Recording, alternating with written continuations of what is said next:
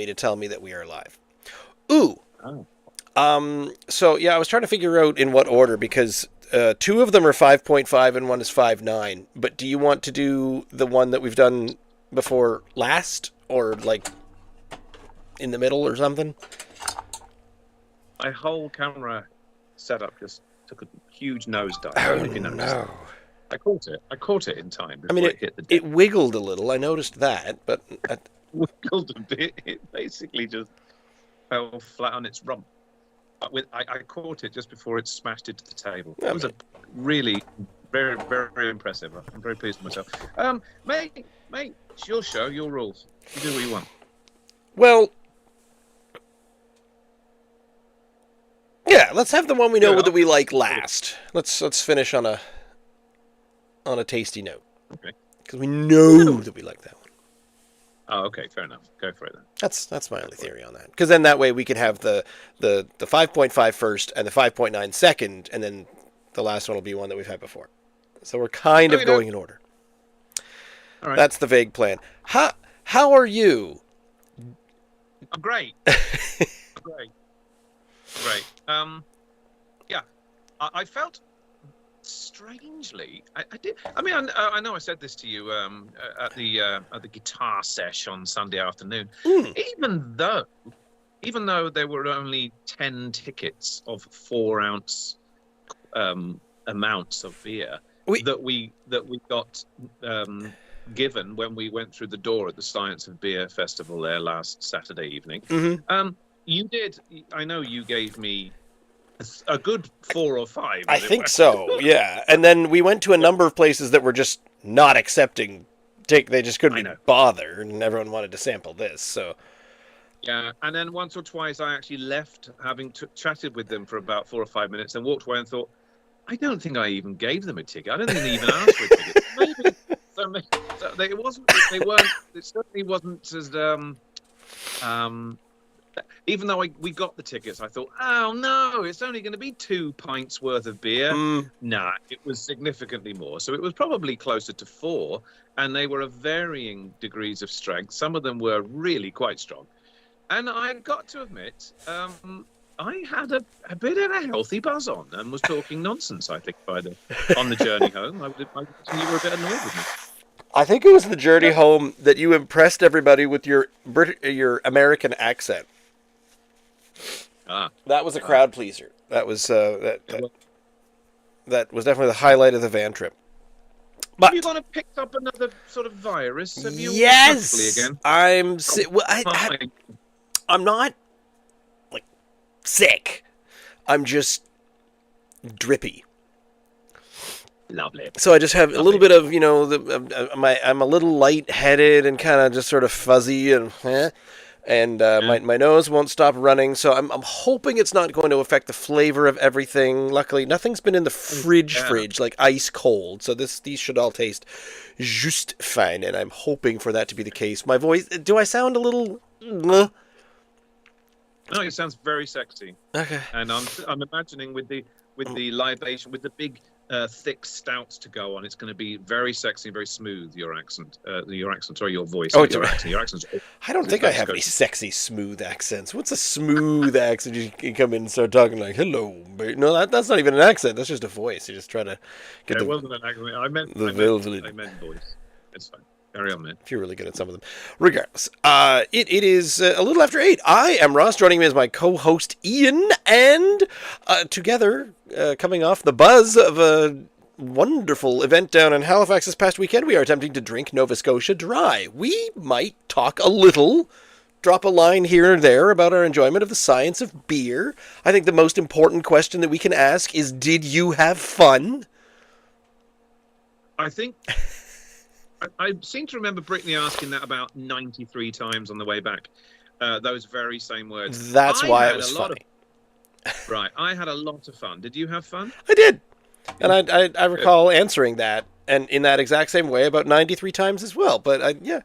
It's because you and she and a number of people actually kept saying, well, wait a minute, if you're the designated driver, how are you possibly going to enjoy yourself at a beer conference? And I said, look, you can go and see I hesitate to call it a lecture. There's a little talk series, and there was a few things in there, and we got to go see Steve Crane talk about the markets and the science of everything. I got to see my good friend Ian Smith, so Tapestry Beer Bar, 833 Sackville Drive, had a setup there, and he was slinging out beers as well, making his name known, getting his name and his face and his beers out there, and he said the response was excellent. Tattamagush we hadn't seen.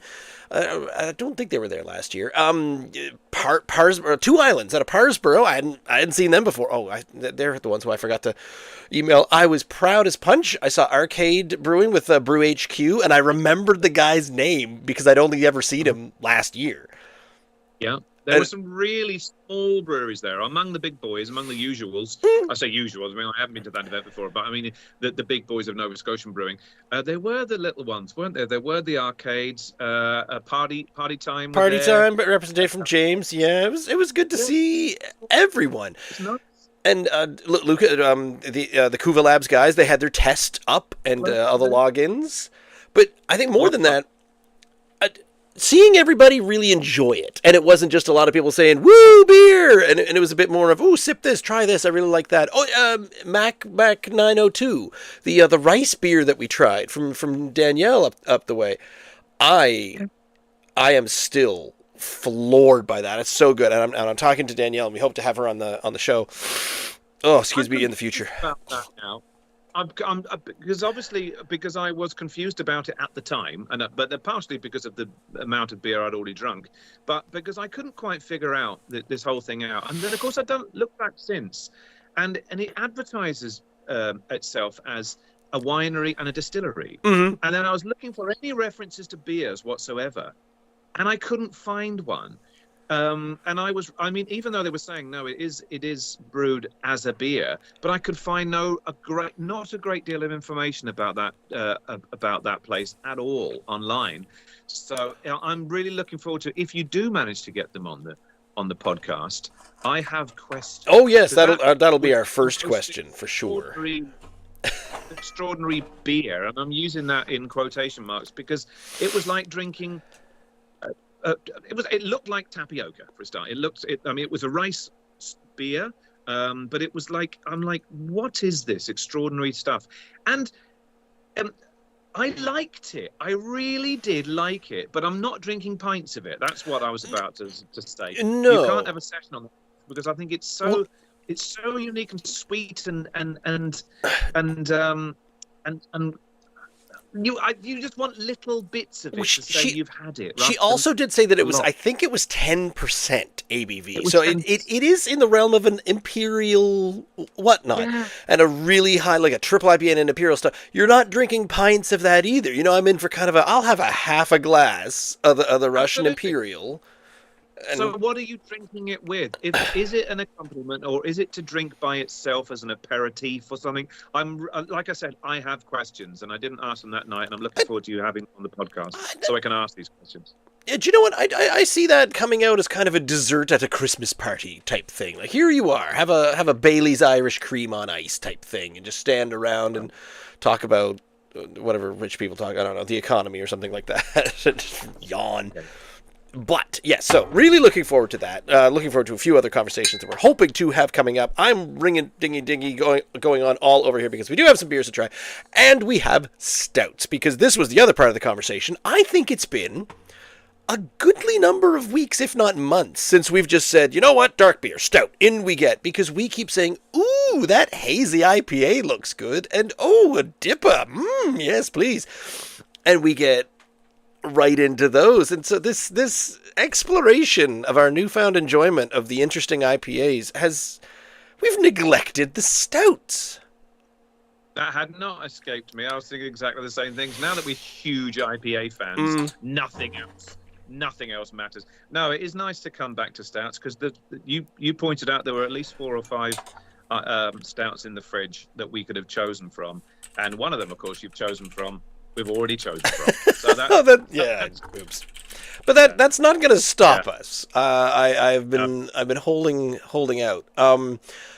So the first the 5.5% coming out of Roof Hound of Kingston, Nova Scotia, from Les Bar, is the Cherry Brandy. Now, this is part of every year Les does a Christmas series of a chocolate stout. Makes a chocolate stout, and then he flavors 3 different kinds. So usually we've had the Cinnabon before, and one of the other ones. Was it the mint? It was the mint chocolate one. 805 was that theirs? Yes, the After 8. They call it the same thing. But we have not. I don't think we've had the cherry brandy. But this is the one from this most recent year, the winter of 2004, 2005, or 2024-25. Holy cow! I'm super old. Yeah. But the cherry brandy. There's not really much more about this.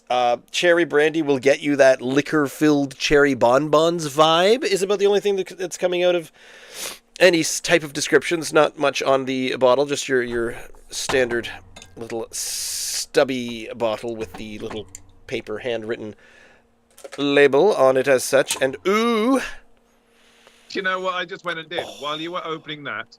I thought, I'll smell it first. So I actually went to smell it, and then it was only then that I realised I haven't taken the lid off. So, needless to say, there was no odour whatsoever coming from it. Also, I'm going to be apologising constantly because I have come down with some sort of cold, so I am dripping. It hasn't affected my sense of smell because I can definitely smell something coming out of that bottle, but I'm going to be blowing my nose a bunch because I'm just gross. And I seem to have lost my host here. Oh, no, you're back. Hello. Hello. Oh, there you are. Oh. Right. Into the glass. Ooh, that's quite light in color. It almost smells, the smell of it, Ross, smells like an imperial. Yeah, that might just be the sweetness of it. Yeah, maybe, but... Is yours... check this out. I've got my Science of Beer complimentary mug that I'm going to quaff the first beer from. I'm going to turn you into an accidental glass collector. I've got my Roof Hound one right here. But it's a little see-through. Right. I think you would intimate that it's like a dark bitter look to it. Or a deep red. Recognize. Yeah. But we're learning, aren't we, that stouts aren't necessarily thick molasses Guinness colour. They can be brown. You can have white stouts. Now, this is obviously crazy stuff. This is like world upside down stuff. But so it doesn't necessarily have to all be black as night to be classed as a stout. Well, that one isn't classed yet. That one's just sort of a made-up title that has not quite been accepted by the Worldwide Beer Federation of naming things. I forget what the actual title is called, but that group, those guys, the poobahs, they live up on a big mountaintop, big long beards, cloaks, just describing and coming up with types of beers to drink. But them all. This is 500 and. Can you read that? Is it 590? Is that what a stubby is? Look down in the bottom left-hand corner of your stubby paper, because this is not all going in my pint glass. No, it's the Science of Beer glass. It's 500, not 473. Does that say 500? Yes, 590 would be would be big, huge. It would. Okay, fair enough. 500. Yeah, it's not going in my glass. So this must be a 470 glass that I'm holding. The head and the legs are not really all there either. This one, it did foam up, but then it's not sticking around. Disappeared. Smells very sweet, but I'm getting a smokiness off of that as well. That's neat. All set? Mm-hmm. Ah. It doesn't have a richness that I was anticipating. It's plenty flavoursome, that's for sure. It's very sweet. Ooh, can I also mention, did I mention that this was the chocolate stout? So he makes a chocolate stout, and You then did. flavors them. So this is the cherry brandy flavored chocolate stout. Right. There's chocolate. There's an abundance of chocolate. It, It is sweet. it, I'm searching at the moment for the fruity cherryness. I'm getting a tail end of it. It's faint. It's not obvious, but it's a delicious chocolatey, smoky stout up front. Yeah. I'm not getting the body of a stout personally. But Me neither. I'm no. If someone put that in front of me and blind taste it, because we're all about Google Labs now. If I was blind tasting that, I'd say that is a chocolate beer, 100%. I'm getting that, but I wouldn't say it was a stout. It doesn't have the mouthfeel of a stout. The body, it's like it's a chocolate ale for me, almost like a chocolatey, Christmassy one without having any of the usual what do you call it, spices or things that you would associate with the Christmas ale. It's got Christmassiness to it. It is similar to the all lit up, isn't it?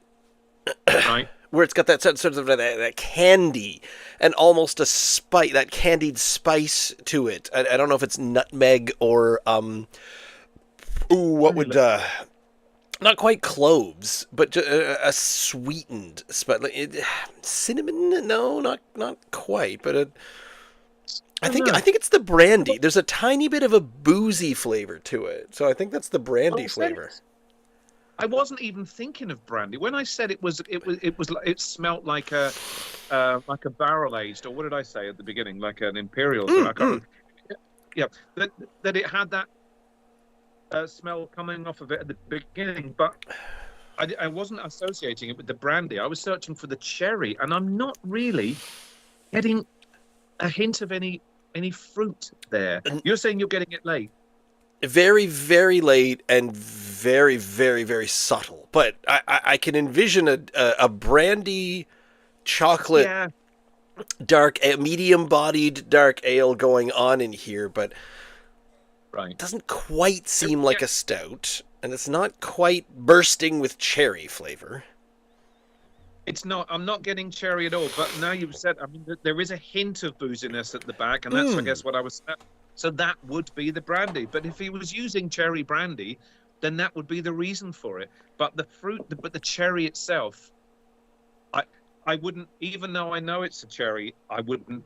I'm not tasting it. No, so if someone says what is that's in there without even knowing what was in there, I wouldn't know. Having said that, it's quite lovely. I'm really enjoying it. I'm enjoying it also. It's very tasty. It's easy to drink, especially, and at 5.5, you can put a couple of these away. You can definitely enjoy this a lot. It's very smooth. I don't have any. There's no acidic. There's no burn. Nothing else kind of going on. Because oftentimes the weird flavors do that, where they sort of there's too much of this weird flavor in there, and then it'll kind of stick around in your throat a little too long. And that on that occasion, while it was going around, I did get a hint of cherry. So there was something that time. I don't know whether or not it's going to be one of those things. Sometimes it's hidden in pockets. The further you go down, yes, it's very subtle. It's quite chocolatey, Ross, and it's obviously a chocolatey ale. The stout.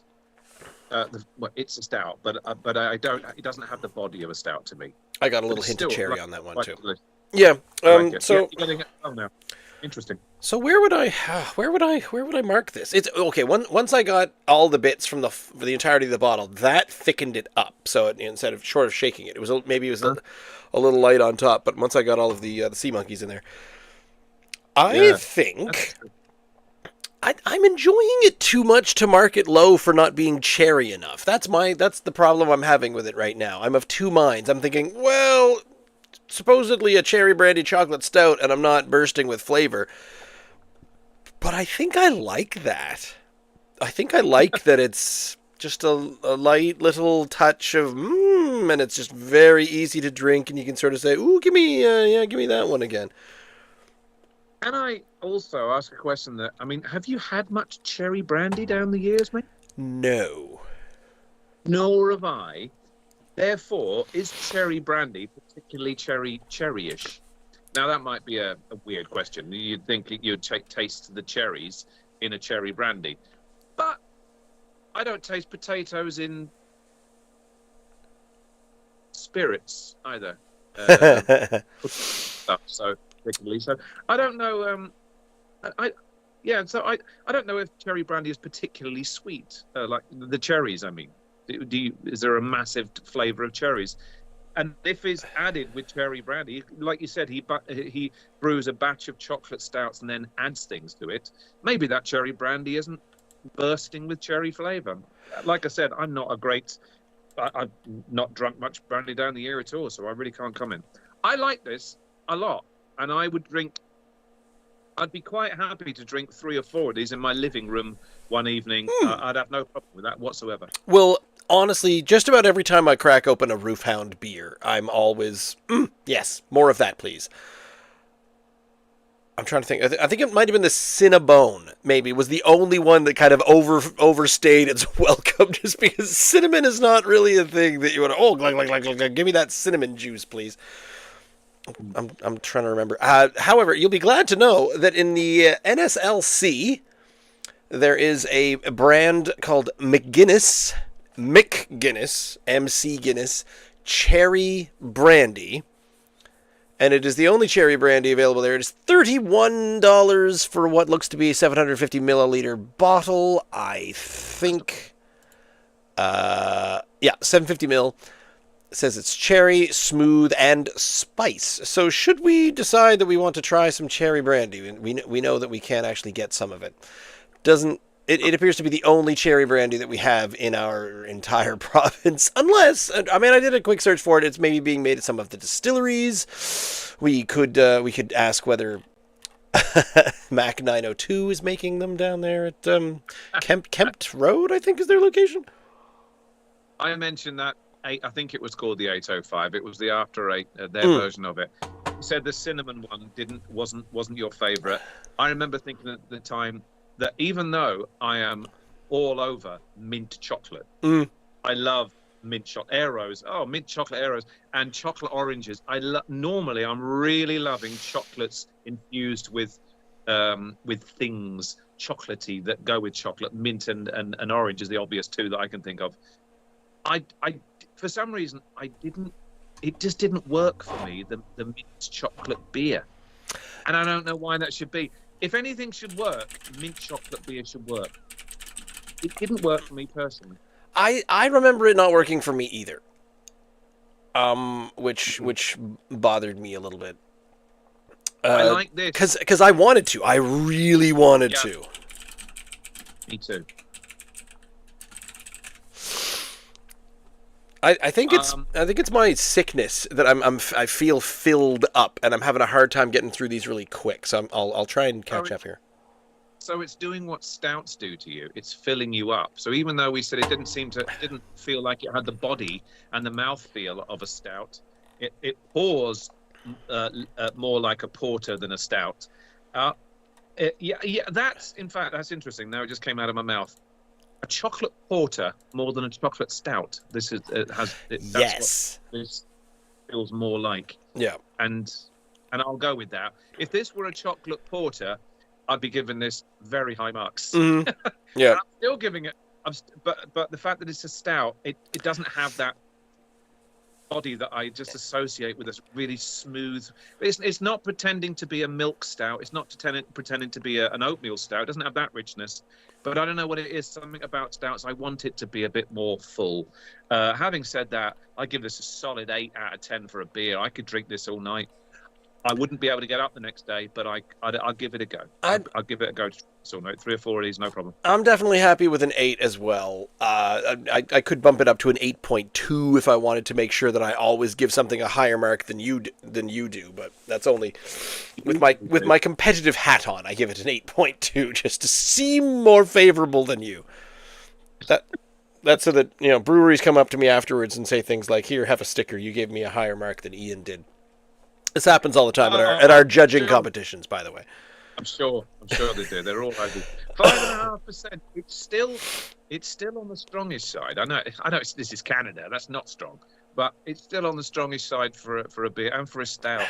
And we've got 2 more of those. You're right. For a stout, stouts are usually a little bit lower. They're usually at about a 4.5 as a standard. Yeah.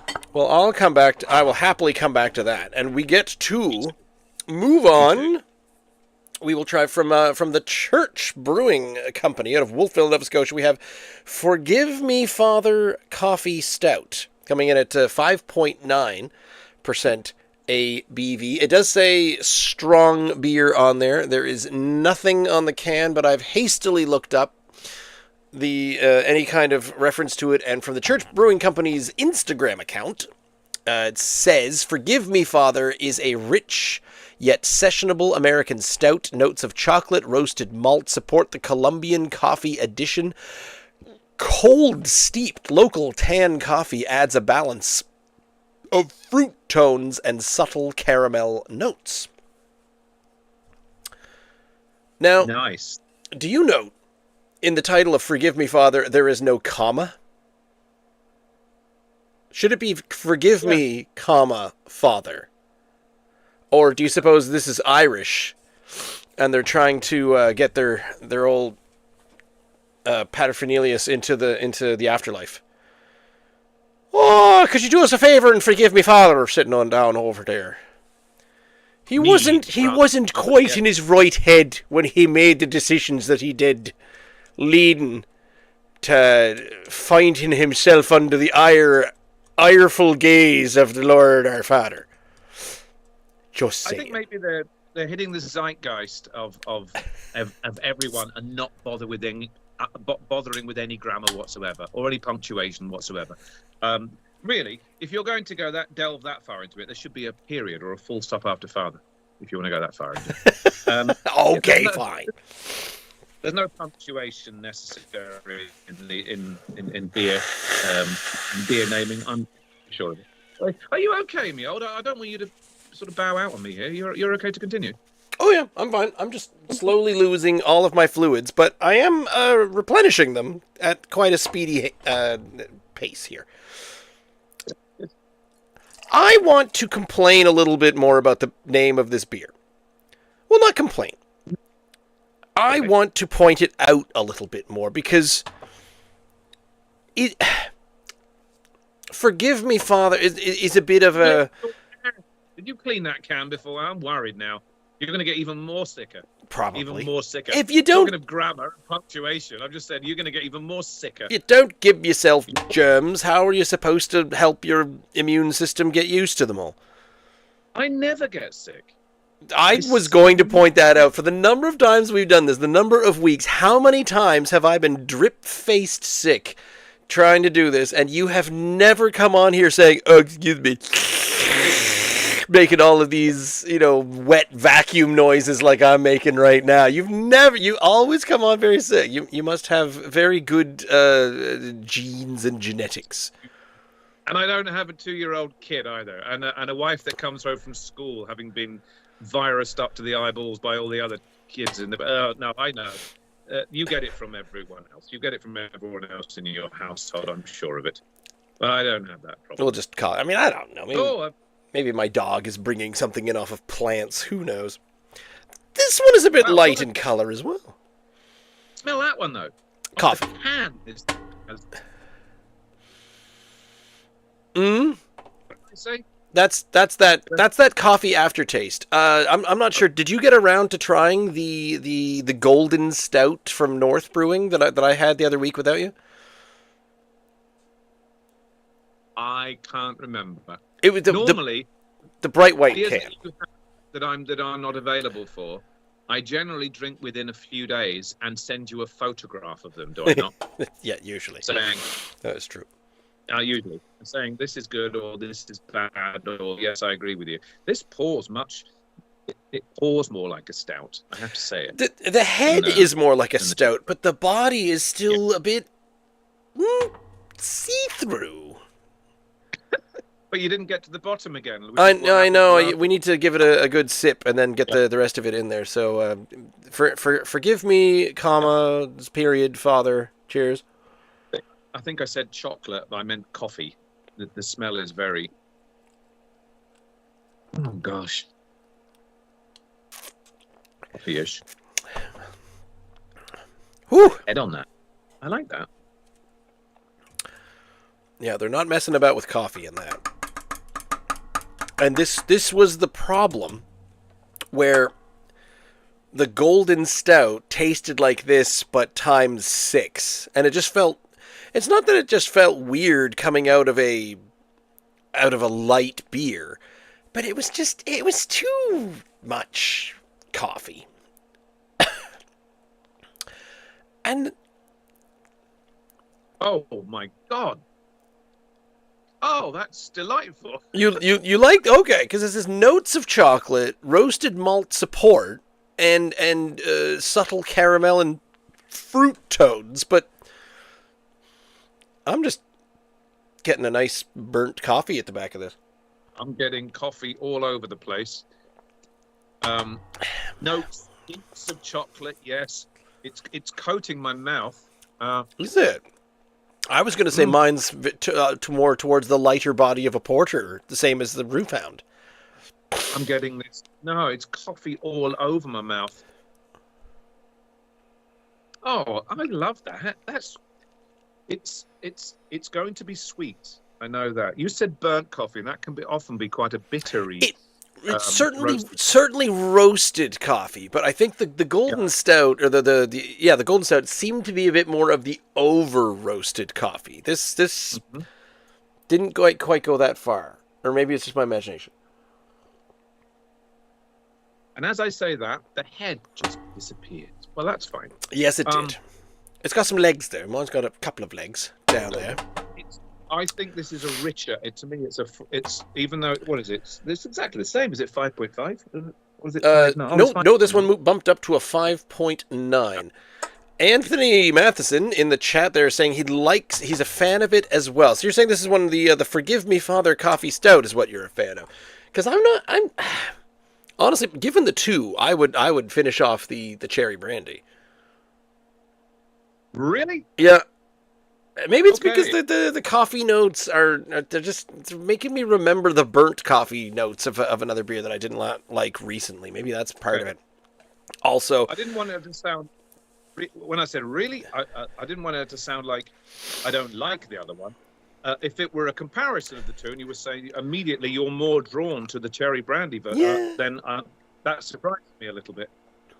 I mean, this is more to me. This is more like a stout. Body-wise, they're both kind of a reddish, not heavy or thick body to it. They're both very medium bodied. In fact, I would put both of these in the body of a porter category, not giving me a nice big thick stout. So there could be reasons for everything. What's the one that I remember them having? The Church Brewing had the Abyss. Abyss Stout. Where's that from? Look at the of the first one that I left, Ross. I don't know how much you did love. I left a healthy amount. I did too. Cherry brandy. Just in case I couldn't get through it all because I'm not feeling well, but still. There's a lot, even though they aren't really heavy like stouts can be. They're still pretty. There's still plenty going on there, to be honest. Porters tend to be heavier than lagers or even ales do. So we're still going to feel like we've had a healthy meal by the end of this evening. I'm sure of it. Anthony's pointing out he might have a bias because he made the Forgive Me recipe. So you're literally responsible for this one here. Now, I found, I don't know if you caught it, but I didn't, there's nothing on the can, and the best description I saw was from the Church Brewing Company's Instagram post from, oh God, when was this? Does it say? Last year. So Forgive Me Father, rich, sessionable American stout. So the notes of chocolate, roasted malt. The roasted malt is probably what's supporting the Colombian coffee. And then the cold steeped local tan adds a balance of fruit tones and subtle caramel notes. Not maybe the fruit tones. That's that stone fruit kind of thing towards the back. But the caramel notes, I wish I was getting a little bit more of that. I would like some sweets to balance out. It's not overly bitter coffee like some of the other coffee stouts sometimes are, where they're just it's too much. Right. I don't want much more sweetness than this. We've had some of these the Two Crows things. Can you remember those? I mean, where we were almost vomiting toward the end because they were so sweet with those stouts. I don't remember what the percentages of those were, but they were getting up there. I don't want my stouts to be too sweet. Some of the big chocolatey things, I want them to be double chocolate stouts. I've brewed double chocolate stouts. I still want there to be a bitterness. So I want it to be a darker chocolate stout than a big, sweet, sickly thing. I like the milky really, ones. really. I understand what you mean. I understand what you mean. And Anthony's also pointing out that this particular can, these cans that we've got, we've been holding on to these for apparently between 1 and 2 years. Wow. Well, they're holding up very well. They are holding up. Honestly, for the number of times that we pick up things because we're curious about it and then we eventually get round of it, only, I want to say at most twice has, and usually just storage issues, but only twice has something seems to have, we kept that too long, that is gone, that is, something is gone, but it was our fault for keeping it too long. And then other times something has gone wrong in our particular storage, i.e. leaving it outside to get frozen and thawed several times. That affected the flavor once. But for the most part, honestly, for a year or 2-year-old, and for a 5.9, because I find that if it's an 11, an imperial or something with a much higher alcohol percentage, I think, that's just going to taste better if you leave it a bit longer. But for the lower ones, it's done rather well for hanging out in the old beer fridge for a while. It doesn't have that telltale, and you did some research and found out about that. You're like, why does this taste like tomato soup? Ooh. And there's a reason for that happening. And that was a different reason. Yeah, that was something to do with not boiling it long enough or something. Yeah, we've found out some things though about beers that didn't taste quite right, either due to our own failings or maybe the failings of the brewery, whatever.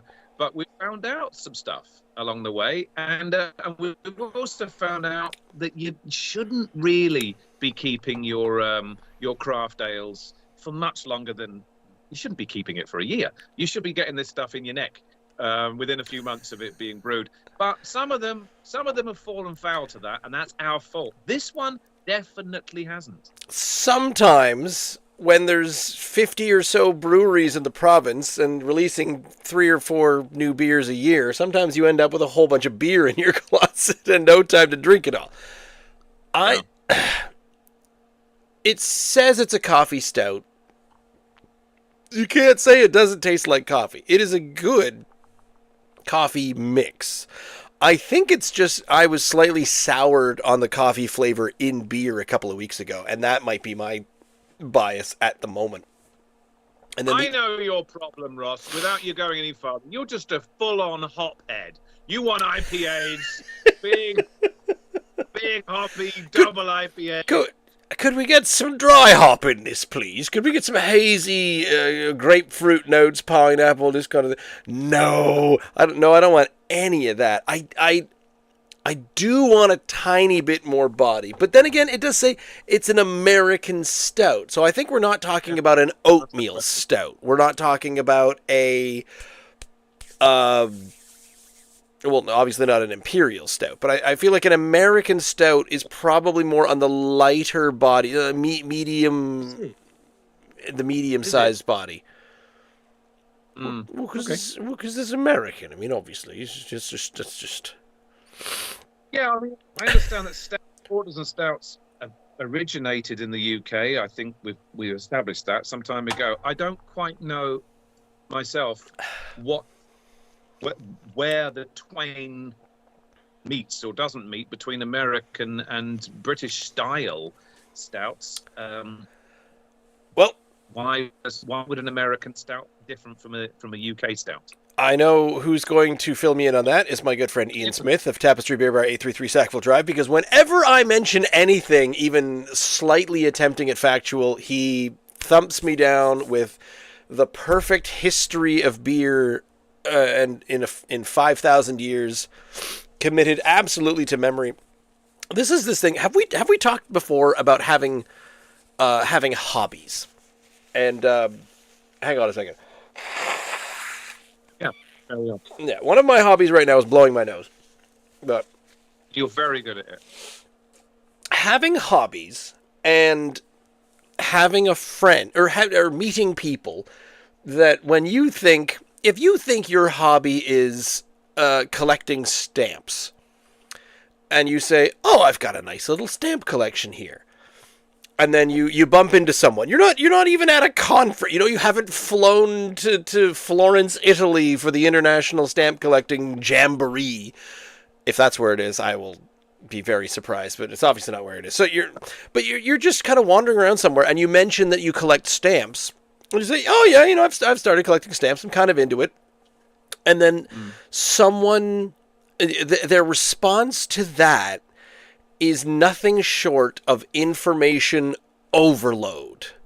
Saying, "Oh, you collect stamps? Well, you must have the 1920 Nicaraguan one with where the flag was was on the wrong side of the stick, because that one's, it's a really easy one to get, and I got that one at the Toronto Stamp Festival just last year, but I didn't go the year before because I was busy trying to finish my pilgrimage to Florence itself." And I don't know if this just happens to me, but when I take a mild interest in something, what usually happens is I meet someone whose interest in that thing is 1,000,000% more intense than my own. And it always seems to happen to me. We both play and perform guitar. Yes, you've got one behind you, I've got one beside me. We both play and perform and do different things. And I have had this question asked of me: what kind of humidifier do you keep in your guitar case? And I said, "Pardon?" A 9,000 BTU?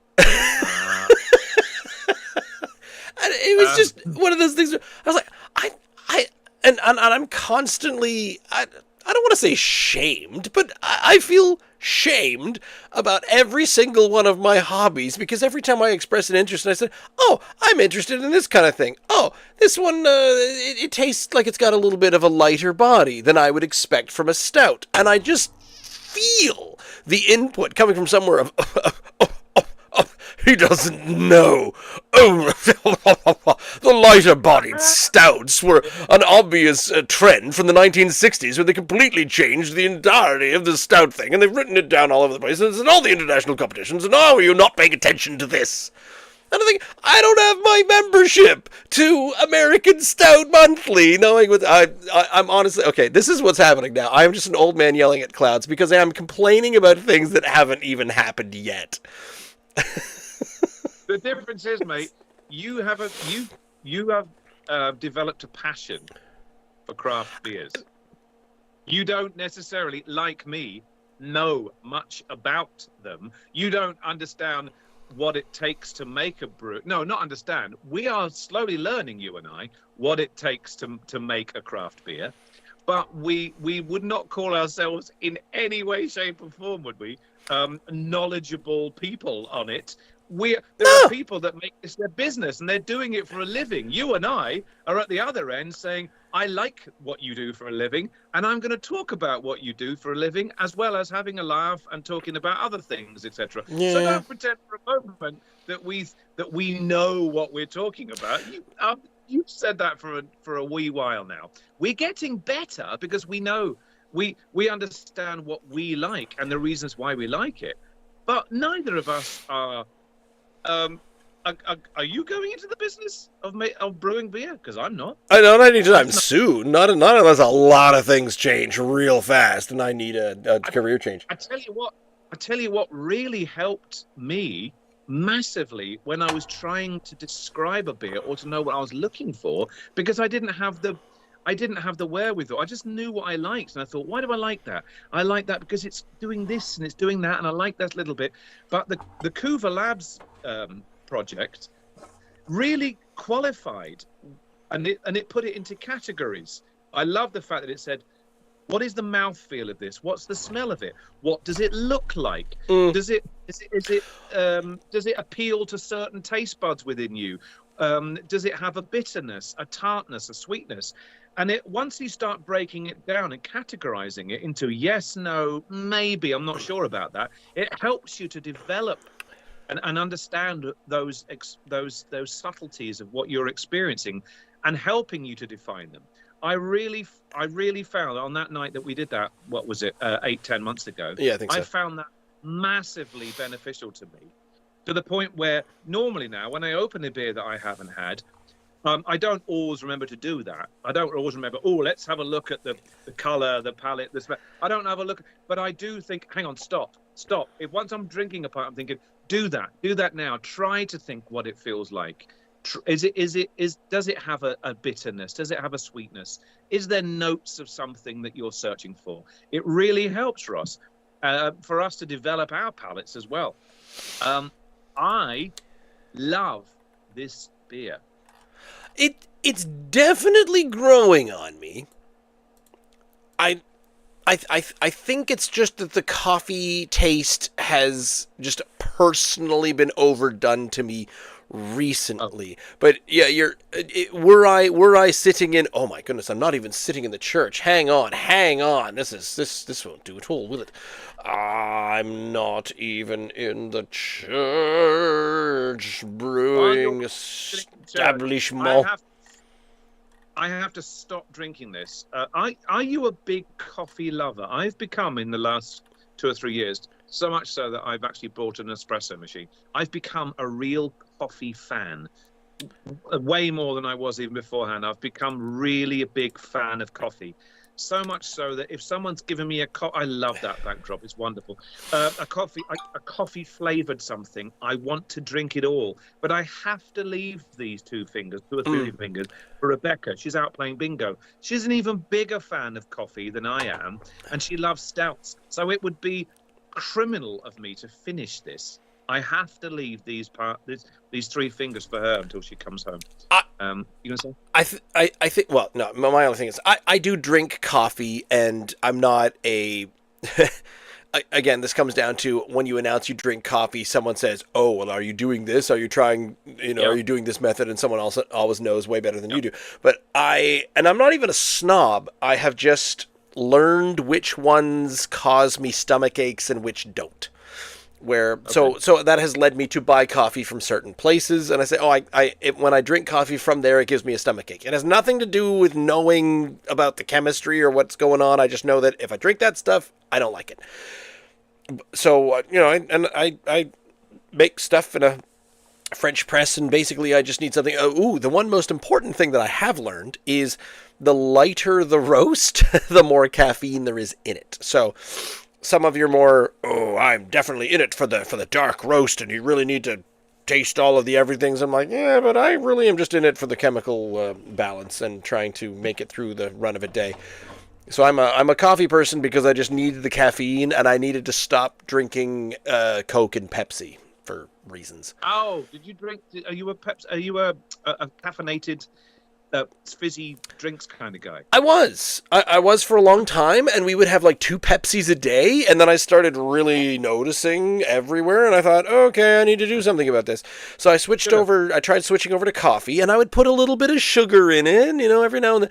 But and then I weaned myself off of sugar as best I could. So it's just coffee and a wee spot of milk. So I do drink coffee, but I wouldn't say I'm a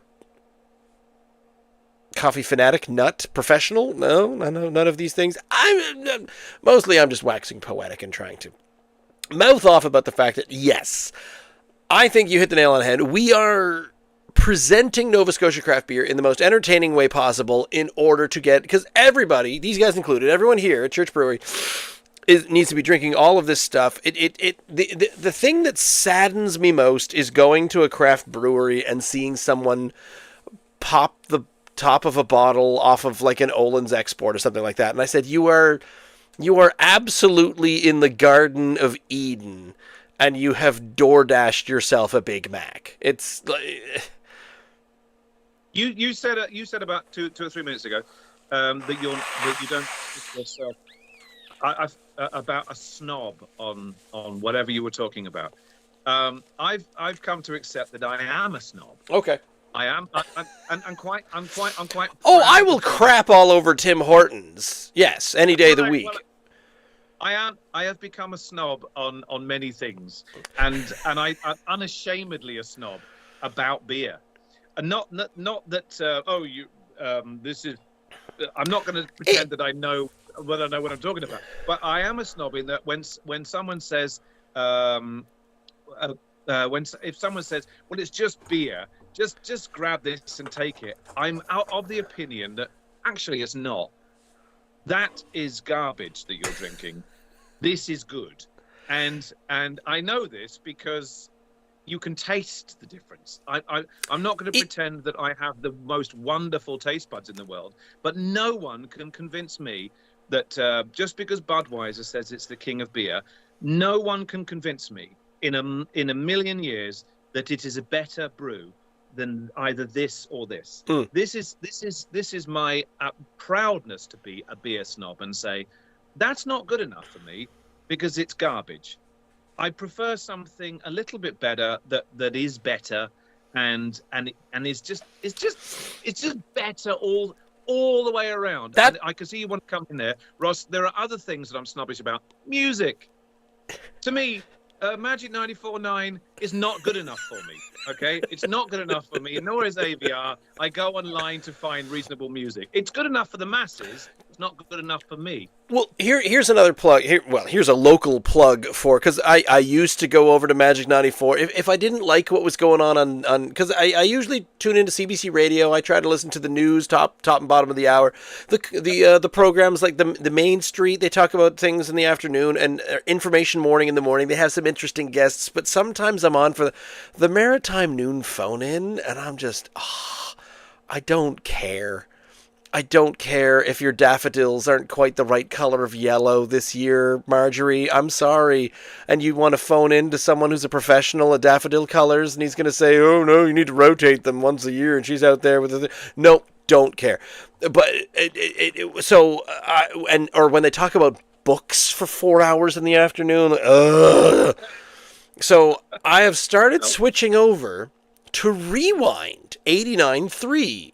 And I recommend you do the same because there's a little too much Phil Collins for your taste. I don't mind it. In fact, I'm going to totally mess with you and learn Another Day in Paradise for open mic and stuff. And I'm going to kill you with that one week. But okay. Rewind is literally, like I was telling you the story, you tried to tell me on this podcast about your own personal Jesus. And I was looking at you like you'd lost your head. But ever since you said that song to me, I have heard it 3 times on Rewind 89.3. They do a pretty good job having the music. 70s, 80s, and 90s is their oldies bracket of everything. And I'm sort of like, that was the good stuff. You know, that was me. That was my grow upness. There is heavy rotation even on 89.3. If someone is going to tie me to a chair for 24 hours and say, you must listen to Valley music, Valley radio for the next 24 hours, I would choose Rewind 89.3. I would have to, because I hate this term, but it is true. It's the best of a bad bunch by a long way. Really, a lot of the stuff that they're playing from the 80s, I grew up on, and I loved it back there. It's only since that I've learned that actually a lot of that was bloody awful. Much of the 70s was good, and a bunch of stuff in the 90s was great too. And there's great music being made now, Ross. It's just not on Magic 94. Yes. Yeah. But yes. Like, trying to touch on like 3 or 4 things that you. I am a snob. I am one. I know you're a snob. Yes, I fully accept that you are a snob. Yeah. I've got my North mug. I've got my North mug in front of me, which my good friend way, and it just so happens it goes with the North's headline, which is great news. It's true. I was Doesn't often happen. I was trying to prove you wrong. I was trying to give a great example of the fact of what is currently playing this very second on Rewind 89.3, and I don't think it could have helped my case any worse. What is it? It's Building a Mystery by Sarah McLachlan. That's not how to get you interested in 89.3. Me personally, well, I have 3 Sarah McLachlan CDs in my collection. Oh, you better have the proper ones. Fumbling Towards Ecstasy. Which is her best album. Solace. Yep. Which is lovely. Yeah, and Mirrorball, I think it is, whatever it's called. I can't remember now. I don't remember that either. Certainly Solace and Fumbling Towards Ecstasy, which are excellent. Yeah. So Building a Mystery was that new stuff she was doing when she was doing. Remember that Adia song that she did? This was the late 90s. So she was writing anyway. Let's talk about Sarah McLachlan suddenly a whole lot. She was writing a lot of music with someone who was actually her. I think they were in her paramour, I shall say, and they stopped being in a relationship, and then she decided she would go out on her own and write her own music, and then everything kind of. You got things like I Will Remember You and Building a Mystery and Adia, and it was very pedantic and it's top 40s, and she probably sold a whole crap ton more, but the music wasn't as good. Oh, okay. Well, I've not listened to it in many years. I did when I was based in Goose Bay. That's when I bought those CDs, and then she pops up on all those Save the Dogs thing, and I think I forget what the song was that she used for that. Crying as the. Can you remember the commercial I'm talking about? Saving the Dogs? No, I don't know what you're talking about. I'm pretty sure there was a pet. It was dogs that were being mistreated, and there's Sarah McLachlan saying, be kind to the dogs. Stop mistreating your dogs. Anyway, fair. whatever. Maybe it's the booze talking, but it seems to ring a bell. Or maybe it was Save the Children. I'm really not good at this. Let's move on. Right. So, from North Brewing, we have the Headline Milk Stout, which we thought we forgot that we've had this before. We've had this 2 years ago. In fact, 2 Mays ago, May of 2023, we did try this, and we really enjoyed it. And since I'd totally forgotten about it, we put it back in the beer closet, and it's out again. It's coming in at 5.5%, but we have had it before, and we really liked it. So here we are trying it again, and the Headline Milk Stout doth say, Headline Milk Stout 5.5, our milk stout is brewed with a subtle addition of lactose to balance the bitter dark roasted malt, chocolate roasted nuts, and a creamy mouth feel. So, since I realized a little too late that we've already had this one, I said, you know what, let's just drink this one, because if nothing else, this will be something tasty and delicious if we don't like the other two. And it's not that we didn't like the other two, I'm in the mood, let's have 3. That's a proper color. Look, there. It's. I'm not trying to crap on the others like I crap on. What am I crapping on now? Phil Collins and Tim Hortons coffee. Oh yeah, that is dark, isn't it? And it's 2 years since I can't remember what I had for breakfast this morning. So 2 years ago is a lifetime away from me. That looks like a stout, doesn't it, Ross? It does. This is traditional. A bit more stoutish, isn't it? Ooh, and it entirely fits in my lovely North Brewing mug o'plenty, which I have here. Yes. Oh. North Brewing are making some really top stuff, I've noticed. Except they made the golden stout that I tried the other week that I really didn't like, and it turned me off the flavor of coffee, which otherwise I probably would have enjoyed this church one a bit more. Isn't that something? There you go. Guess what's on it? There. Radar Love. How about that? That's awful. That is Golden Earring. That is one of the. So that's not a good. But if you were around, you don't like Radar Love? No, it's terrible. It's glam. I don't like glam. She's 66, I think 67, no 66, and she loves it. So you, if you're of a certain age, you might like glam. From the early 70s. I think it's an awful song, but whatever. We really do need to have a listening party. I think we should start hosting listening parties where we sit down and we have big, huge arguments about music. That's fine. I'll be fine with that. You don't want to start a podcast on that. I've got Just you try and stop me. I'll start a podcast about anything. I've done it all. I've got a stouty smell, but there's nothing that's coming out at me. It just smells like a stout. The head went away. Ooh, one moment. I need to sneeze.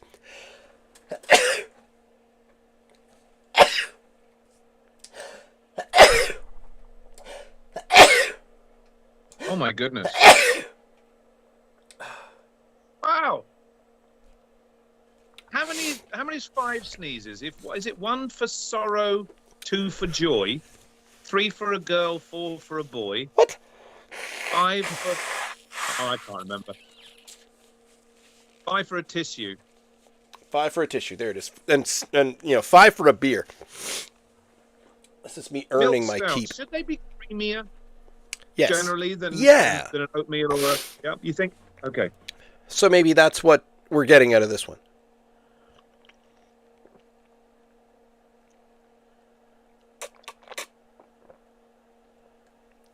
What I'm feeling, even though I said it was, what, is it 2 years ago I gave it, what did I give it, Ross? 8.5, something 8.5. like that? Yep. 8.5, right. And you used to do 8.5, used to give it for a stout, for the genus of beer and overall for the beer itself. This tastes to me like, I have to say it, a good generic thick milky stout. It's not got any unusual flavors that I don't associate with stouts. It's a really thick, full-bodied milk stout. It's finally the body that I think I was looking for this whole night. Mm-hmm. Yeah, the body-wise, yeah, absolutely. So honestly, flavor-wise, everything has hit. Everything has been fine. And as advertised, the cherry brandy, less on the cherry, but certainly a brandied Some booze. a brandied beer, a boozy-ish flavor, and then certainly the coffee, not an unwelcome, overly bittered coffee, but a nicely roasted coffee flavor coming out of that one. But they were both very lighter on the body. This is much of a thicker kind of there it is, and it's all it's sticking where you said you had mouthfeel and you had things sticking around on the inside of the mouth for the other two, but I did not. They just sloshed right down. For the Church Brewing, it felt to me more full-bodied. However, I can see, looking at the glasses themselves, yes, it does look more. They both look more porterish, or even like a darker ale. This is black, and I associate that. And as I've come to learn, just because it says stout doesn't mean to say it has to be blacker than midnight. It's so easy to fall into the Guinness trap, because when anyone thinks of a Guinness, and I do the same, a Guinness is the bar is set there at Guinness, and it seems unfair to anyone else who's producing stouts to say that's how a stout should be. It's because it's not. Well, I think that's fine, because it's cheating a little because it's also nitrous infused, isn't it? It wasn't. No, only recently. Oh. But so when you say, "Ooh, this is a lager," and you compare it to Budweiser and things like that, you compare it to the famous ones of what you've got. And honestly, if you compare any IPA to if Keith's is going to call itself an India Pale Ale, then they're going to win. So I feel fine, because what we were talking about earlier was when you become a snob, and I consider it not so much being a snob, but being someone who appreciates something that's made more locally without dozens of preservatives. If they're flying in all the Budweiser and even the Guinness, so whatever they're doing at Guinness, they're doing it properly because it's being preserved. There's some little chemical in it because to change it up to make it always taste like a Guinness.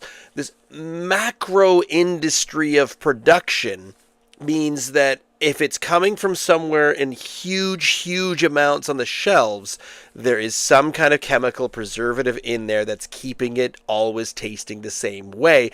And oftentimes you can taste that. That's in there. So when you have something that is quote unquote fresh, like if you, the difference between getting a ground beef and making a hamburger, or having a hamburger from meat made somewhere out in Alberta that's been frozen and trucked in. But if you have something that is just from a cow straight off the field out in Delhaven and taken to market, slaughtered and done up. I have had an organic grass-fed local ground beef burger, and it was the most delicious thing I've ever had. I haven't quite found anything close to it. And you can tell the difference between that and stuff that's come from far away. So that's that adding of preservative. And it's British UK chocolate, for example. Chocolate in the UK, Scotland definitely, has an expiration date on it. A chocolate bar, a Mars bar in Scotland has an expiration date. Because over there, they don't put the same preservatives that they do here, which means I'm going to put that on the shelf, and if it sells in 1 year, if it sells in 10 years, it's going to taste the exact same. Interesting. So when you say you're a snob for these things, I think you're just we're appreciators of, oh, that's a product that was brought in to appease the masses, and it's just always supposed to taste the exact same, no matter what. But here's these people that are making some local thing saying, hey, I made this very special and very locally. I didn't put all of the nonsense in it in order to make it last a while. So honestly, drink that in the next 6 months or so, because otherwise it'll probably go bad. Mm-hmm. And we're on the clock for a few things that are in the closet for like, we need to drink this before it goes bad. And I love that because something fresh will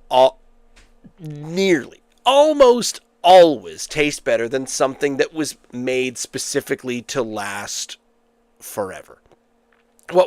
A fresh piece of cheese will always taste better than a squirt of Cheese Whiz from the container.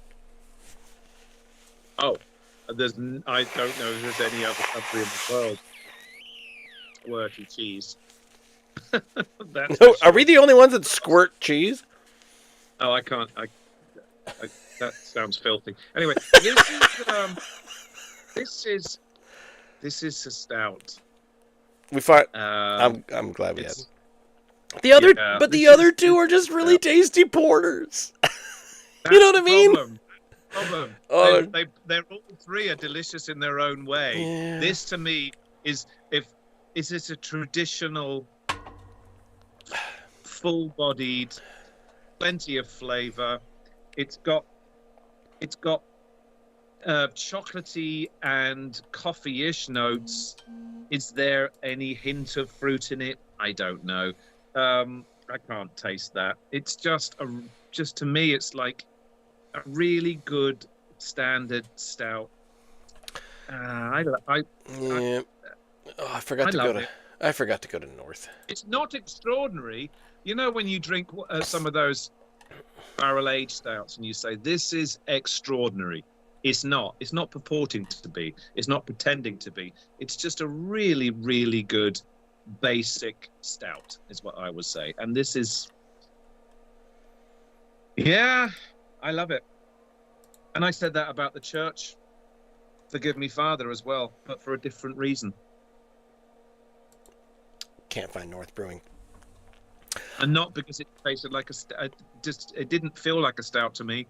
Just like a really good ale. I probably should have asked Anthony while he was still here if he's responsible for the recipe. Then I wonder if he's responsible for the naming of it, and in which case, is the point of Forgive Me Father that this is a sinful beer that you are embarrassed or ashamed to have produced? Like, what is the name? I get that, and I love that Church's naming schemes they're all a little bit biblical. Yeah, Some or in church nature. I love the theme. Church and schoolhouse, I find, are the two that are doing the best job at that, where funny. everything fits Yeah, the theme. yeah. The illuminate from church, even that, but the color that comes out of that one is all on the can. So they're all very church related. So is this kind of a sinful? Oops! I made a 5.9 coffee stout, and like a sinful an indulgent. No, they've got an indulgence as well, don't they? There's an indulgence. What's Church Brewing Co. See menu about contact. What? Why can't I find their beer menu? What is? Oh, here we go. Yes, I'm over 18. Get out of here. Brewery. We've got the Congregation is their Pilsner. The Illuminate is the Pale Ale. Heart of Gold Amber Lager, I don't quite get that one. The Married to the Sea Porter, which I love. The Sanctuary Ankle. So they are of a theme. So I feel like the Forgive Me Father is... It's very Irish sounding, isn't it? It's Catholic sounding. It's immediately Yeah. Yeah, of course. But they're riffing on that, the whole church thing. Hey, listen, man. What before I do head on out, and I'm keeping these, I'm going to have a little flavour of each before I do leave, but I will do. Something that Steve Crane was talking about while we were there on Saturday night at the Science of Beer, Yes. which I found really fascinating. I'm a little annoyed with myself now because there were so many beers. I think there were 12 breweries, and let's say on average they had 3 beers each.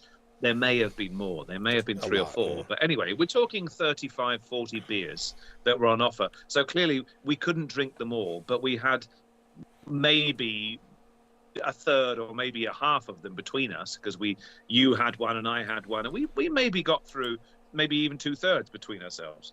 But I was kind of I wanted to go to the other seminars, but there was just too much beer to be drunk, and we only had 3 hours. That was the thing. We ran out of tickets because we wasted so much time talking and listening to seminars. Well, we did, but we only went to one seminar, but it was 45 minutes long. There's only a 3-hour session, so you think if you go to the other 2, you've got no time to drink beer at all. But one of the things that came out of that, which I took away, was the way that the craft beer industry, I beg your pardon, the way that the craft beer trends come out of the States and then go to the Western Canada and slowly makes its way over to Eastern Canada. That was curious. The big population areas. I found that really fascinating. So if you, bearing that in mind, and the fact that you and I, yes, we love our stouts, we love our darker ales, but we're also, of course, now on board, very late to the party, to the IPAs. So we really, you and I, should be making a note of what's now doing the trends in south of the border. I know the timing is a little weird because we're thinking, anyway, I will go into well, it's going to cost $30 more, so for an American pint. Like I say, timing's a little weird, but maybe we'll get a feel now for what's trending south of the border and what's coming across from west to east, and what those craft breweries in Nova Scotia might be feeling within the next sort of 6, 12, 18 months. Because if that is true, what he was saying, and it sounded, and clearly statistics back up what he's saying, then you and I might be in a different place in the next few months regarding what beers are becoming available on the shelves in Nova Scotia. Did he mention? I know he mentioned that trends go America and then to BC and then to Ontario and slowly float over to Nova Scotia. That was the direction. To the Maritimes, yeah. Did he mention the time frame? Like, is it a 6 month to 6 month to 6 months? Or are we... Interestingly, I didn't. If he did, I didn't catch I that. need to reach back on Steve on that, because if so, then you pretty much need to say, "Hey, Vancouver and BC beer market, what were you guys into? Like, 10 months ago, for example, what was big?" If I may, but I think the answer to that is, if you remember that big. When they have the words. Yeah, the word maps. He brought up some word maps. That's true. The word maps are. They were done annually, I think, and therefore, I think it may be an annual thing. That he didn't say specifically these were the years that this was happening, but with those word maps, you could get a feel for what was bigger here 6 months down in maybe in the middle Canada, and then 6 months before that it looked like it was out west, and so I think it's probably a year to pass through Canada before those trends that arrive there in the west finally arrive in the Maritimes here. Why it should be that way, to me, it's intriguing. Why should it not be the other way? Why should it not be the Maritimes that are picking up on the American trends? And why should it be going west to east as opposed to east to west? That was a question that didn't really appeal. I can probably answer that for you. Okay, go ahead. So, population densities is the short answer. That makes sense. We're out here in the Maritimes, and we have a very small population density. We are not even close enough to the American population densities that really matter. What we are close to is Maine, Vermont, Rhode Island. We're semi close to Boston, but in order for Boston trends to hit us, there would need to be a similar population density leading to us. So, Vancouver, Ontario to a lesser extent, but Vancouver is really close to the Seattle side of things. So much of the craft beer, I feel, is very West Coasty in America. So America has 10 times our population. So they've got these huge cities all over the place, most of which we've never heard of. And a lot of the craft beer industry is probably flowing up the West Coast, hitting up there, and then it flows over into the closest large population density Canadian-wise, which is BC, which is Vancouver. And then what happens there is once it gets to Canada, the biggest population density in Canada pays attention and says, "What are you guys doing over there?" It slurps all in. Slurps is a technical term to Ontario. And then the Maritimes mostly pay attention to Ontario. We're all like, "Hey guys, what's going on in the world there? We're over here trying to keep our fishing villages open and stuff," and they're like, "We're really into IPAs," and we're like, "Okay, I guess we'll do that too." So that's my big Ontario voice and my tiny Maritime voice. This is all completely ignorant opinion, but when he mentioned that it's going America, BC, Ontario, Maritimes, and I went, yeah, okay. Population density and what travels from place to place and all around. That makes perfect sense, and I'm glad you did an accent at the end there, because I still need to apologise. Right at the top of this podcast, I made certain. I didn't want to upset any Nova Scotian listeners. We don't have any listeners, but so that really helps. Our one listener is he does dabble in being Nova Scotian, so yeah. Was taking the mickey out of Nova Scotian accent. I didn't mean to do that at all. As soon as I said it, I thought, nothing to say. I love Nova Scotian accents, but I was only saying it in jest. So that was the disclaimer. I'm going to go back and have a little finger of each. What are we doing first? What do we got first? I've got cherry brandy. Roof Hound cherry brandy. Right out. A nice little mouthful.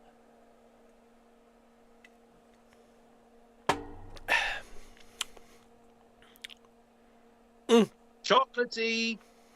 It's getting slightly fruitier the further I go down. Tiny hint. I mean, this has been an hour since I drunk this. Yep, and I still love it. We haven't had a really good good dark beer night in a while. Yeah, it's a dark beer. Church. Ross, I'm giving that 8.7. You've The bumped up. flavor of it. I know I have, because this is the This is the thing. The headline stout didn't have an immense amount of flavor to it. No. The cherry brandy flavor is brought out by the fact that what's left over from my headline milk stout wasn't particularly flavorsome. Yet the body of the headline is more what I associate with a stout. I'm bumping up my Roof Hound to 8.7 just because it tastes so bloody good. Does that make sense? Even though it's not. You're right. It is really, really good, and we are struggling. Mostly because for the body. The body is happening, and I would love to give it a nice high mark, but I think I'm going to drop it to an 8 point. I will raise mine. It was an 8.2. I will bring it to an 8.6. Not quite as high as yours, but I still really like it. Are we at the church? The church forgive me, Father, because he's over there, and the problem is he had too much beans for lunch, so he's farting all over the place. So forgive me, Father. He's just over there stinking up the joint. If you catch my gist. I love coffee stouts. That is very coffee-ish, without going over the top. Without going over the top for me personally. It's not too sweet either, but it's still not very stouty. It's more of a dark ale to me, a porter. It doesn't have the body of a stout, but I love that too. It's great to get back to big, full, dark, sort of beer. About the same, but it's a different. I know you gave me a strange look there. About the same. It's a different 8.6. It's a or an 8.7. Yeah, about the same. I'd drop mine to an 8.2 for that one. Okay. And this is a stout. It doesn't have the flavor profile of the other two, but to me, it is a stout. It's not trying to do anything else but be a milk stout. Absolutely, and it's so nailing it, and it's really good at what it did. What can you say? It's almost like Ross. Even though they said they were all stouts, there are three different styles of beer. Oh, two different styles of beer here. Two of them aren't stouts; they're more porteries to me. And yet they're really good versions of what they are. Whereas this, to me, is the stout of the three. And it's just done what it did without being spectacular. But it's still a really good, solid stout, 8.5% for a stout. Thank you very much indeed. I've really enjoyed this. Nice. As much as I love IPAs now. We got to get back to a good dark beer. This is the problem. The rotation is more important now than it has ever been. I know, because there's so many out there. Rebecca said, "You're doing 3 beers again." I'm like, I know. We've got to get through. We've still got 50 odd beers here. There's so many. I know, it's crazy. We've talked about this, where sometimes I mention that, we're having our live show once a week where we drink 2 beers. And there's dudes in the Maritime Craft Beer Facebook page, and every day they're like, I tried these 2. I tried these one. I tried this one. And they're doing like 5 to 6 beers a week. I'm like, we need to up the game a little bit here. I don't know what to do. Hey, man, I'm out of here. Have a good one. Oof. Feeling good on some 5.5s. Definitely get yourself round 2, and I believe the cherry. Honestly, the cherry brandy might not be available anymore, and I think Anthony Matheson is telling me that the church, the Forgive Me Father, is not in there. Let's do a quick check on that. No, I think it's not quite in there, but the headline stout is still available at North Brewing. But I want to thank North Brewing, Church Brewing Company, specifically Anthony Matheson, and Roof Hound Brewing Company, and Les Bar making the chocolate stout batch every year for the beers that we had tonight, coming down to the end of the winter. Snow barely getting away and making its way, but you can listen to us on a weekly basis. We're here Wednesday nights, 8 p.m. to 9 p.m. on our YouTube page, youtube.com/@drinknsdry. You can find all of our old archives there. You can also find the podcasts at any of your favorite podcasty places. It does get released there, and some short versions go up on the YouTube Shorts, Instagram, TikTok, or Drink NS Dry, all over the place.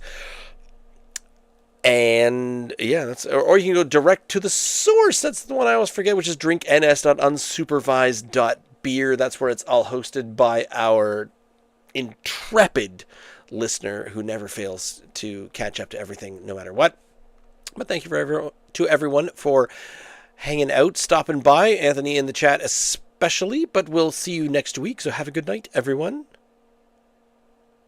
Till next time.